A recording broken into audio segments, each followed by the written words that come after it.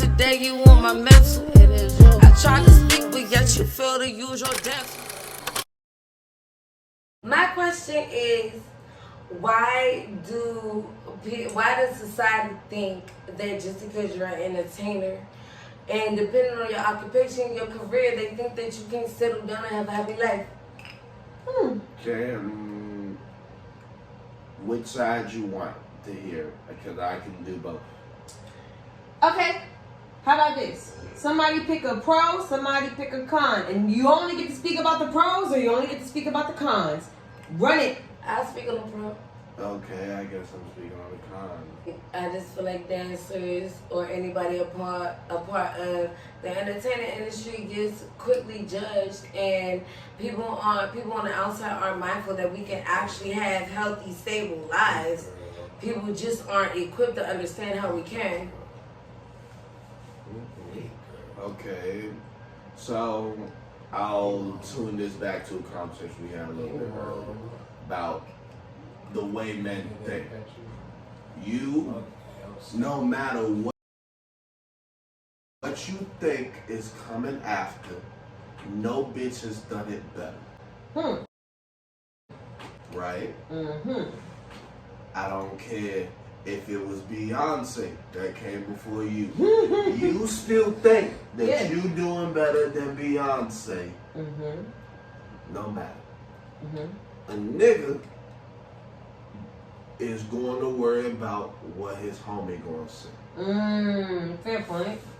Not even if his homie did anything to you, but that his homie knows something about you. So I'm not saying that you couldn't have a happy life, but what is pausing that in most people's characteristics, again, I don't give a fuck, is that I have to think about that all the time. Tell me when you're ready. How the fuck you know that the homie ain't gonna sit there and lie and tell you shit that you sit there and you might want to hit and sit there and end it with the female because that man wants that female? How do I know you ain't? Exactly. What? No, Exactly. No, exactly. Okay. Look, no. Because at the end of the day, I'm gonna keep it G with you, but at the end of the day, you sit there with based on the question that you asked, that man could be lying to you. Because that man could not get into my panties. So you really gonna trust your minds? Okay. They say blood thicker than water, but no, wine thicker than most. Okay. Now, I said homie, so that could have been friends. So at least the blood thicker than water. That could have been family too. No, I get you. If he could get in your pants, he could always tell the story just to throw me off the scent. I get you. I can have the time of his life, he got shooed away. I get that.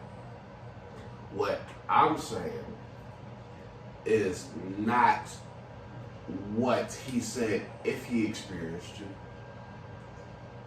but the fact that he heard about you. That's all I'm worried about. I'm not saying it could be lies, but that's ruining your opportunity.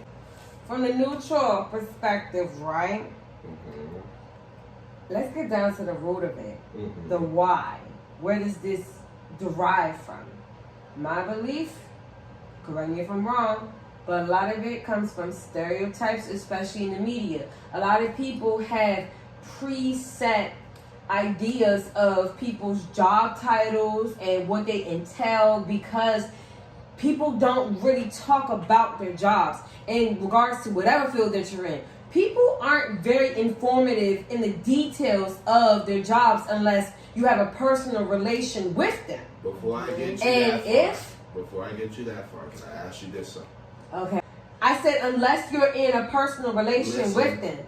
What I'm saying is in the media, they have a very distorted perspective of a lot of these jobs and a lot of these job titles and what they really entail. The media like people's wives.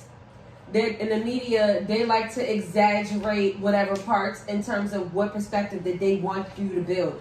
For example, when it comes to doctors, they want to portray them as the psycho bad guys in scary movies, but they also want to portray them as the hero when it comes to different documentaries and stuff like that.